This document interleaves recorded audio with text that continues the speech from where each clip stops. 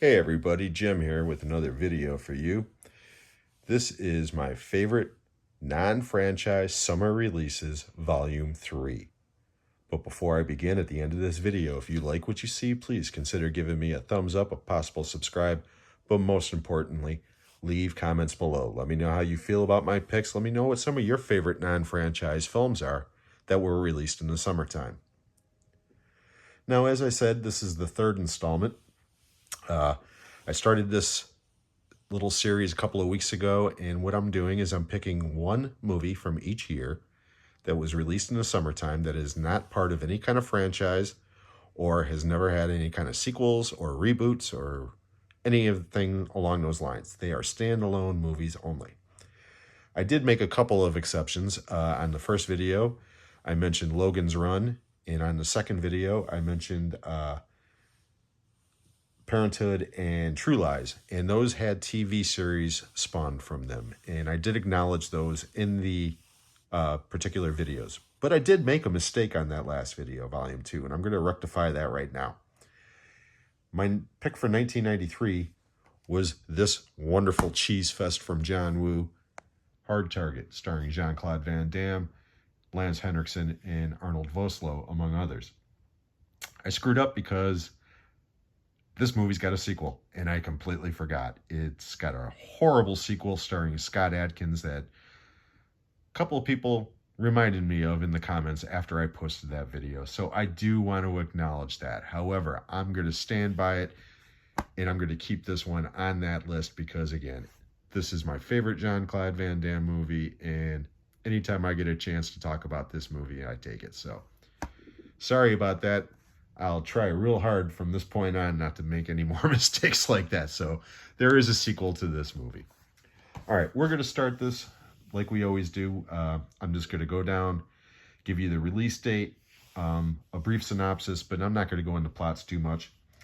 The last one that we left off of was 1994 with True Lies.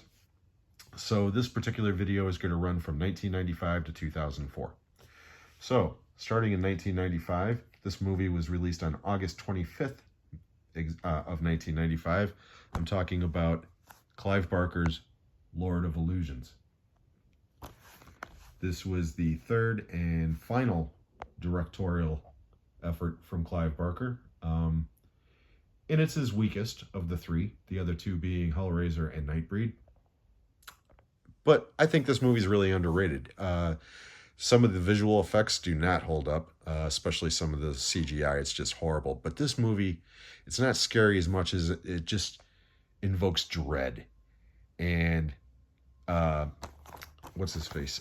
Casper Van Dien. What the hell am I talking about? Daniel Van Bargen. They don't have a picture of him, but he plays the villain, the protagonist, or antagonist, I should say, Nix, and he is creepy as hell. Rest in peace. He passed away a couple of years back, but a lot of people have never even heard of this movie, much less seen it. So if you don't mind weird, dread-inducing movies, check this out. But check out the director's cut. It's only a couple of minutes longer, but it is a much more dread-inducing film. Okay, 1996. July 17th, 1996, from director Peter Jackson, The Frighteners. Starring Michael J. Fox, Trini Alvarado, Dee Wallace, and crazy Gary Busey's son, Jake, along with Jeffrey Combs, one of my favorite actors from Reanimator. This is a really goofy movie. It's kind of like on par with Ghostbusters, but it's rated R, and actually I prefer this to Ghostbusters. I know that is sacrilege, but I love this movie. And again, it's one of those movies that a lot of people have never heard of or never seen. It's weird. It's goofy. Give it a chance. I think it's just extremely entertaining. 1997, August 15th, 1997, we have Event Horizon, directed by Paul Anderson and starring Lawrence Fishburne, Sam Neill, Kathleen Quinlan, Jolie Richardson, among others. Sean Pertwee's in this. Great movie. Great cast. This is like a gothic haunted house movie in space. I've heard people even say that this is like an unofficial Hellraiser movie. um, it's weird. It doesn't quite, you could tell that it was rushed. I would have loved to seen the actual director's cut of this before they chopped it up and everything. But again, just like Lord of Illusions, this movie isn't really scary per se, but it induces dread quite well. And I think this is Paul Anderson's best film. And by Paul Anderson, I mean Paul W.S. Anderson, the guy who directed the Resident Evil movies and Death Race, not the guy who directed Boogie Nights and There Will Be Blood. 1998, the film that should have won Best Picture that year, Steven Spielberg's World War II masterpiece, Saving Private Ryan, starring Tom Hanks, Edward Burns, Tom Sizemore, Matt Damon. It's just an incredible film. It was released on July 24th, 1998, and it lost Best Picture to Shakespeare in Love. Travesty. I think this is one of the best war movies ever made, period. You cannot outdo the opening sequence of this film. It's incredible. And seeing this theatrically was one of those experiences I'll never forget. 1999. This one's a real under-the-radar film. This one was released on July 9th of that year, and I'm talking about Arlington Road, starring Jeff Bridges, Tim Robbins, Joan Cusack, among others. This is a fantastic conspiracy thriller, suspense thriller, and it doesn't get enough love.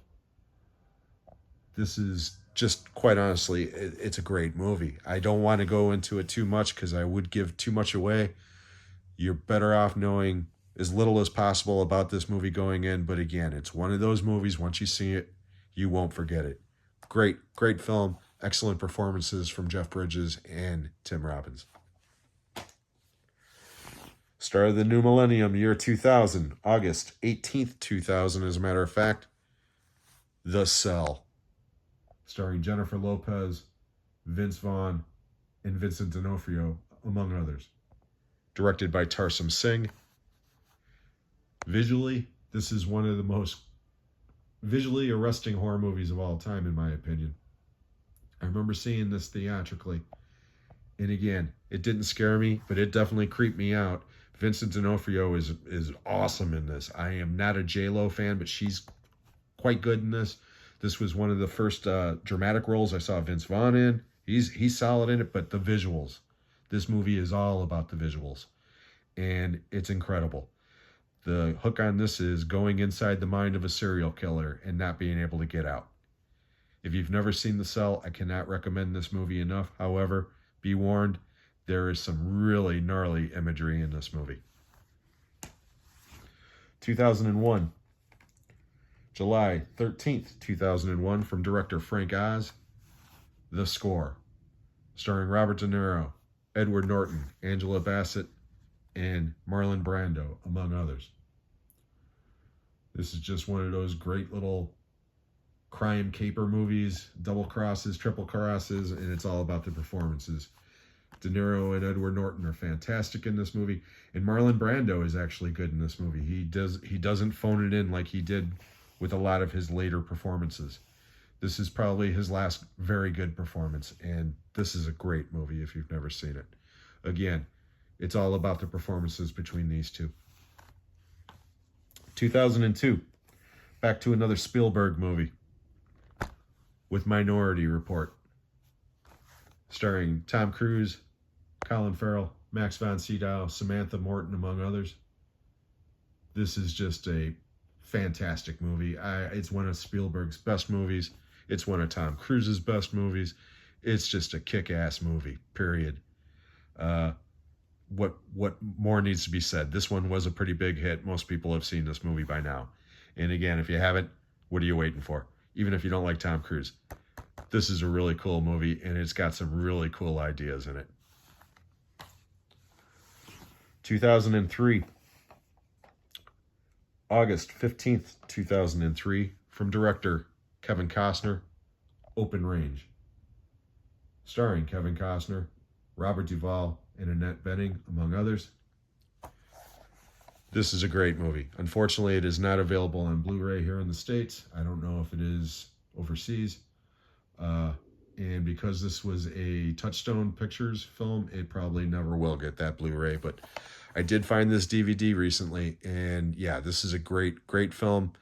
This is sacrilege. I know this is going to piss off a lot of people, one person in particular, and I'm talking to you, Stuart. I prefer this to Dances with Wolves. I do. To me, Dances with Wolves is a more epic film. This one's more personal. I just prefer, if I'm going to sit down and watch one of them, I'm going to watch Open Range. It's a great movie. And the final film on this list, 2004, August 6th, 2004, from director Michael Mann, Collateral. Starring Tom Cruise, Jamie Foxx, Jada Pinkett Smith, Mark Ruffalo, among others. I love this movie. This is one of Michael Mann's best movies. This is one of Tom Cruise's best performances. He should play more villains. He's good at it. Him and Jamie Foxx are awesome together. I love this movie. What more needs to be said about Collateral? It's just a great, great crime thriller. And again, Michael Mann, he's a master. And that is the last pick for this video. Now, before I leave, I want to remind everybody that Saturday, June 14th at 1 p.m. Central Time will be the next installment of Shooting the Shit with Jim. My very special guest will be Jeff, a.k.a. 101 Bronson, coming from the Netherlands. Jeff is a fantastic guy. He's got a great channel. Please tune in with us at that time and join in on the conversation. Like I said, Jeff's just an awesome dude. I'm going to leave his links in the description below. I also want to mention that on Sunday, the 15th at 1 p.m. Central Time again, will be the premiere of the newest episode of Westerns for Life podcast. And this episode will have to do with Silverado from 1985. And along with the hosts, Carlos, Dan, and Jeff, who will be my guest on Saturday, their special guest for this taping will be me. And that episode will premiere on Sunday. And the last announcement is on Tuesday, the 17th of June at 7 p.m. Eastern Time. Will be the next installment of Talking Movies with Sean, Kenny, and Jim. Our very special guest will be Texas from Texas Hardcore. And our topic will be summertime movies, are some of our favorite movies that were released in the summer or have a summer type theme. You can find that show live either on Sean's channel at Movie Assault or on the Talking Movies 2024 channel. I'm going to leave links to all of these channels and those shows in the description below. So please, if you get a chance, stop by, say hi at that time.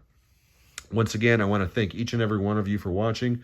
Don't forget to leave those comments below, and we'll catch you on the next one.